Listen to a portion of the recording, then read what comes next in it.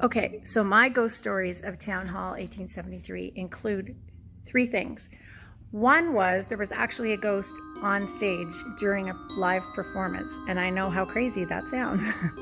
But I was working as a stage manager, and so my position was over here in this corner.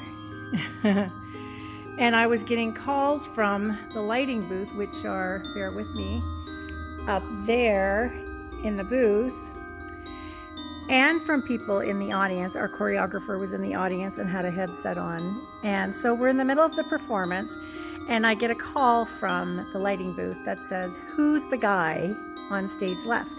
Well, stage left is over here. Am I showing it right? Oh, I don't know. So stage left is over here, way over here.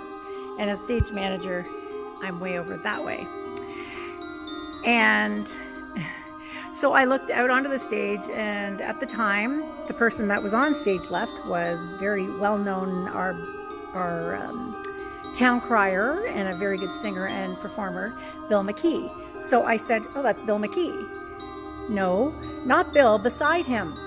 Well, there was no guy over here on stage left other than Bill McKee at the time of the show. After the show, the lighting person and the choreographer both separately described the same man.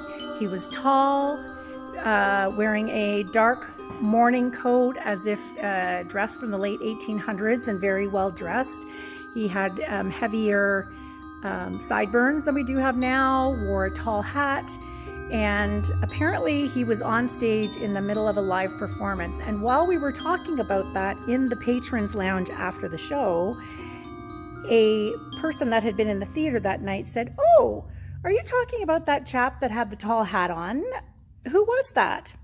So an audience member saw him too. I didn't see him, but I was involved in that. Anyway, that's one of the stories. So the second story I'm going to tell, excuse me, I've got to go down some steps here, happened in the theater back in about 2004, and it was just before a bunch of renovations were done in the theater. So it was the old theater, and things were really creaky then, especially at night. But I was given the responsibility of closing up the theater. It's written really long in the newsletter, but what I will tell you is that once everybody had left, I checked around the entire theater to make sure that all the lights were out, and they were.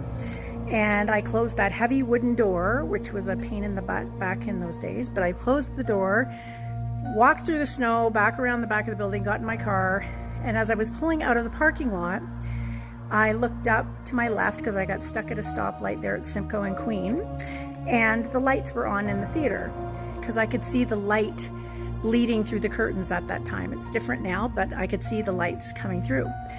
And so I drove around the block, I went back in and parked. I opened the doors and I came back in, and sure enough, there was lights spilling from upstairs in the theater that I could see from the entryway downstairs. So I went back up, and the doors that I thought I had closed very firmly were wide open.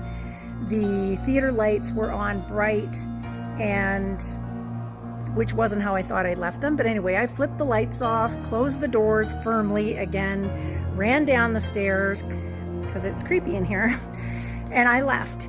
And this time, the second time pulling out of the driveway, I got stopped again at the lights, and I looked up to my left and saw that the lights were on in the theater. And this time I'm kind of getting a little bit freaked out because I know for sure this time I turned the lights off.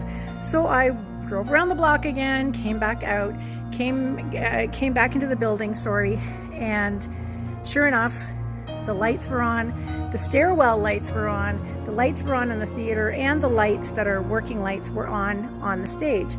So, and the doors were thrown wide open. So I went up and I had to walk up onto the stage, turn the lights off there, came back through the theater, turned the lights off, and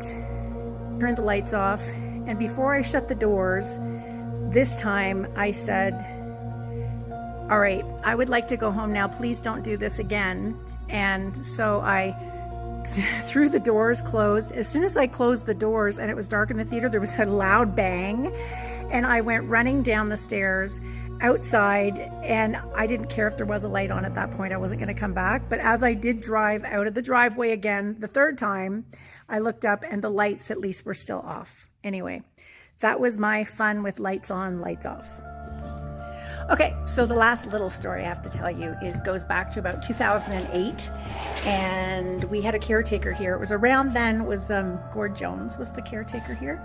So I came in to this stage behind me because I was working with the youth group, and that night we were going to be putting in the set for one of the shows, and I was just coming in to check some measurements to make sure that they were going to work.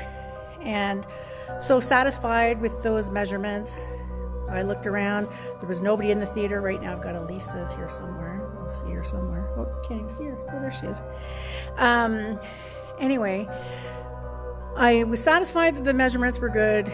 Turned off the lights here, which in the theater at that time is back here. But I can't show you. Oh, my hand's in there. Anyway, there's a switch that turns the working lights off. So I turned it off, and then I was just exiting the door here behind me, right out into the workroom.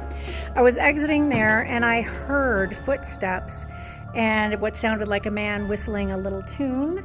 So I came back in and I said, "Hey, Gord, I didn't know you were here."